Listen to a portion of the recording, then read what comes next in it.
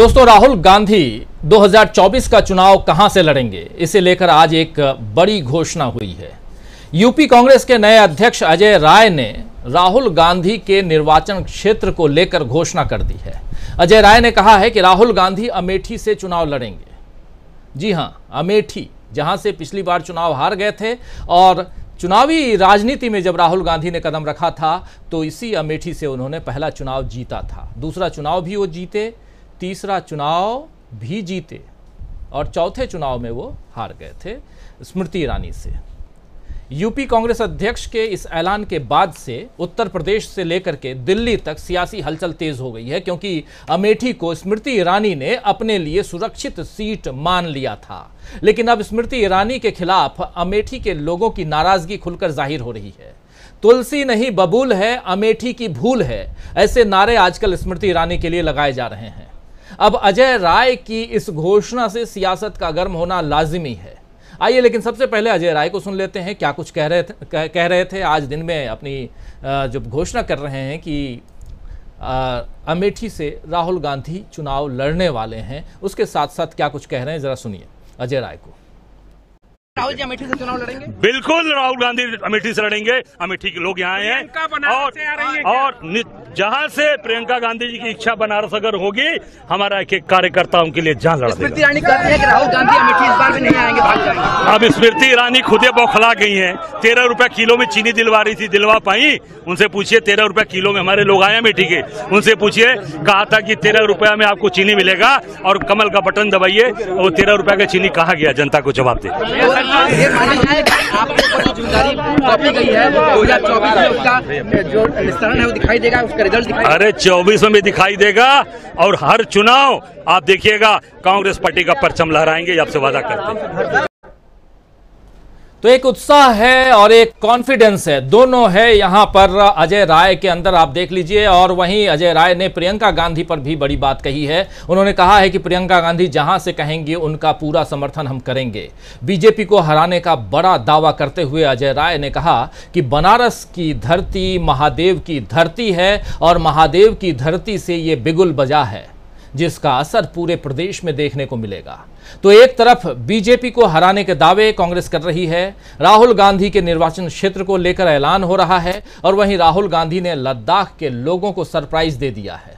आप जानते हैं कि राहुल गांधी इन दिनों लद्दाख में हैं, कल ही लद्दाख गए थे और आज भी वो लद्दाख में हैं। 2 दिनों की राहुल गांधी की यात्रा थी, लेकिन अब कहा जा रहा है कि राहुल गांधी 25 तक वहां रुकने वाले हैं। राहुल कब क्या कर जाएं ये पता नहीं चलता है। राहुल की राजनीति और राहुल की रणनीति दोनों में काफ़ी सरप्राइज एलिमेंट देखने को मिलते हैं। और गुरुवार को यानी कि कल राहुल लद्दाख पहुंचे थे और इन 2 दिनों में जो है राहुल गांधी वहाँ कई सारे प्लान के साथ में गए, लेकिन अब प्लान उन्होंने बदल दिया है। लद्दाख पहुँचने के बाद अब राहुल गांधी ने यह तय किया कि वो 25 अगस्त तक वहीं पर रहेंगे। इस दौरान बाइक की सवारी तो राहुल करेंगे ही, साथ ही फुटबॉल मैच भी देखेंगे, जिसका विजुअल आपको दिखा रहा हूँ। ये फुटबॉल मैच देखते हुए राहुल गांधी आपको दिखाई दे रहे हैं। और 20 अगस्त को अपने पिता स्वर्गीय राजीव गांधी के जन्मदिन के मौके पर राहुल पैंगोंग लेक के किनारे रहेंगे। और ये दुनिया की सबसे ऊंची खारे पानी की झील है दोस्तों, और भारत के लिए इसका राजनीतिक ही नहीं बल्कि रणनीतिक महत्व भी है। चीन के सैनिक कई बार यहाँ भारत के सैनिकों से उलझ चुके हैं, खबरें आपको आती रही हैं। राहुल गांधी कारगिल जिले में भी कांग्रेस नेताओं और इस इलाके के युवाओं से मुलाकात करेंगे, उनसे मिलेंगे।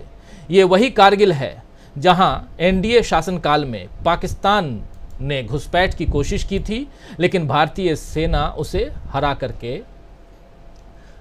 वापस सेना ने भेज दिया था। लद्दाख का दौरा राहुल गांधी ने क्यों बढ़ाया, यानी कि 2 दिन का दौरा जो है वो 7 दिन में तब्दील क्यों किया राहुल गांधी ने, ये आने वाला वक्त बताएगा। और लेह से कारगिल तक राहुल की मौजूदगी जम्मू कश्मीर और लद्दाख की सियासत को कैसे प्रभावित करेगी, इस पर अभी हम चर्चा जरूर करेंगे। और साथ ही ये भी समझेंगे कि क्या जांच एजेंसियों को लेकर जो आरोप विपक्ष सरकार पर लगाता रहा है वो बेबुनियाद नहीं है। क्या विपक्ष से डरती है बीजेपी? ऐसे बहुत सारी बातें हम यहाँ रख रहे हैं इसलिए क्योंकि चारा घोटाले से जुड़े हुए एक मामले में, कई सारे मामले में आप जानते हैं कि लालू प्रसाद यादव को जमानत मिल चुकी है, लेकिन जांच एजेंसी सीबीआई ने लालू यादव की जमानत के खिलाफ अब सुप्रीम कोर्ट का दरवाज़ा खटखटाया है। लगभग 4 केसेस ऐसे थे लालू प्रसाद यादव के ऊपर, और उन चारों केसेस में उनको ज़मानत है और उसके कारण वो बाहर हैं, जेल के बाहर हैं। और अब इन चारों के साथ साथ सीबीआई ने सुप्रीम कोर्ट का दरवाज़ा खटखटा दिया गया। लालू प्रसाद यादव मोदी सरकार के सबसे मुखर और बड़े आलोचकों में से एक हैं। इंडिया के गठन यानी इंडिया संगठन जो है उसके गठन में लालू प्रसाद की अहम भूमिका रही है, और इन दिनों लालू यादव जिस तरह के तेवर दिखा रहे हैं वो वैसे ही हैं जैसे आडवाणी की रथ यात्रा को बिहार में उन्होंने रोकते हुए दिखाए थे। जब रथ यात्रा निकली थी आडवाणी साहब की, बिहार से वापस लौटाया था बैरंग लालू प्रसाद यादव ने, मुख्यमंत्री थे उस समय। लालू यादव तब भी बीजेपी की मंशा के सामने खड़े हो गए थे और अब भी वो मोदी सरकार को उसी तरह घेर रहे हैं। लालू प्रसाद को झारखंड उच्च न्यायालय ने 4 मामलों में जमानत दे दी थी और अब सभी आदेशों को सीबीआई ने चुनौती दी है। सुप्रीम कोर्ट इन पर 25 अगस्त को सुनवाई करेगा, लेकिन सीबीआई का यह कदम कहीं मोदी के डर की वजह से तो नहीं है, यह भी समझना जरूरी है। बहुत सारी बातें हैं। वैसे भी इस वक्त मोदी अपने डर को लेकर काफ़ी घिरे रह रहे हैं। कल ही हमने देखा और यहीं पर चर्चा, इसी मंच पे हमने चर्चा की थी कि संघ के करीबी नितिन गडकरी को मोदी शायद उनसे घबरा रहे हैं, इसीलिए सीएजी की रिपोर्ट में उनके मंत्रालय पर सवाल उठे हैं। इसी तरह एक और मामला सामने आया है जिसमें अनअकैडमी नाम की संस्था में पढ़ाने वाले शिक्षक करण सांगवान को इसीलिए नौकरी से हाथ धोना पड़ा क्योंकि उन्होंने अपने छात्रों से कहा था कि पढ़े लिखे लोगों को वोट देना चाहिए। पता नहीं क्यों बीजेपी ने इस बात को मोदी की शिक्षा से जोड़ दिया और सांगवान को, करण सांगवान पर ट्रोल आर्मी हमलावर हो गए। आप याद कीजिए कि कुछ दिनों पहले अभिनेत्री काजोल ने भी पढ़े लिखे नेताओं की अहमियत पर बात की थी, तो उन्हें भी ऐसे ही ट्रोल किया गया था। खैर, पढ़ाई की बात हो, चीन का नाम लेने की बात हो, मणिपुर जाने की बात हो या फिर राहुल से मुकाबले की बात हो, मोदी जी का डर कई तरह से सामने आ रहा है और इस बीच जो सर्वे आ रहे हैं वो भी बीजेपी की चिंता बढ़ा रहे हैं। अभी फिर एक सर्वे आया है जिसमें बिहार, राजस्थान, दिल्ली, एमपी यानी पूरे हिंदी बेल्ट में बीजेपी को पिछड़ता हुआ और इंडिया को आगे बढ़ता हुआ दिखाया गया है।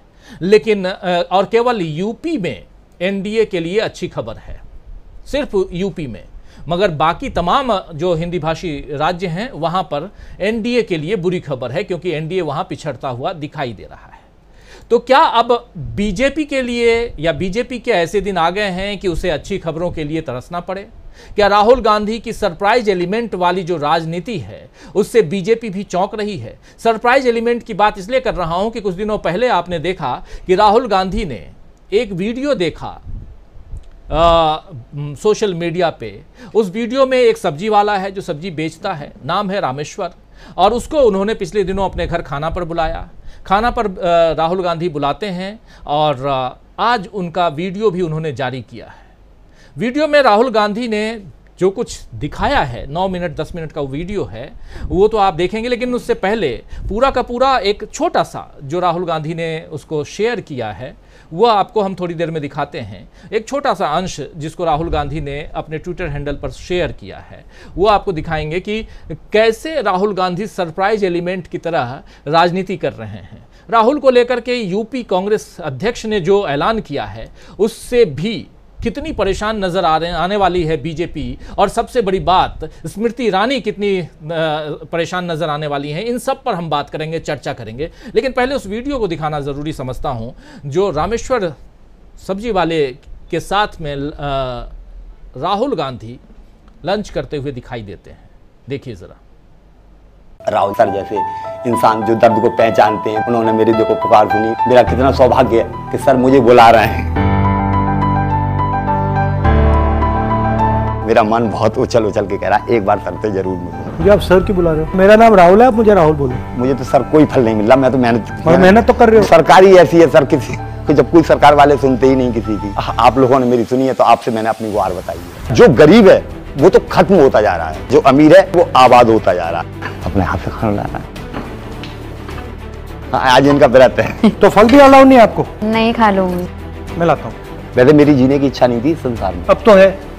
हाँ, आप शायद अब आप ऐसी बात नहीं करोगे। भगवान ने आशा बना तो दी है। अगर आपके दिल में कुछ है और आपने बोल दिया, मैं वो कमजोरी थोड़ी है, ईमानदारी ईमानदारी है। आपको दूसरे लोगों के बारे में नहीं सोचना चाहिए। वो कहेंगे, वो कहते रहेंगे। आप जो सच्चाई है उसको पहचानिए और उस पर काम कीजिए।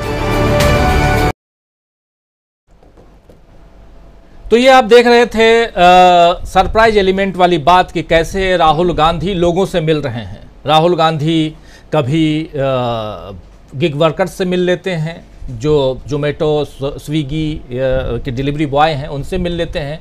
कभी राहुल गांधी जो हैं वो किसी और वर्कशॉप में चले जाते हैं, कभी वो स्कूटी पे बैठ जाते हैं, कभी वो बंगाली मार्केट में गोलगप्पे खाते हुए दिखाई देते हैं। तो ये जो, और कभी वो धान की रोपाई करते हुए नजर आते हैं। तो राहुल गांधी अलग अलग ढंग से अलग अलग रूप में नजर आते हैं। और इन दिनों जब राहुल गांधी लद्दाख में हैं, 2 दिन के लिए गए थे, अब 25 तक वहाँ रुक रहे हैं जैसी खबर आ रही है। अगर रुक रहे हैं तो बहुत ऐसे सरप्राइज एलिमेंट को आप देखेंगे राहुल गांधी के जरिए। शायद हो सकता है कि मोटर बाइक की सवारी करते हुए देखेंगे, झील के किनारे उनको देखेंगे, बहुत सारी बातें।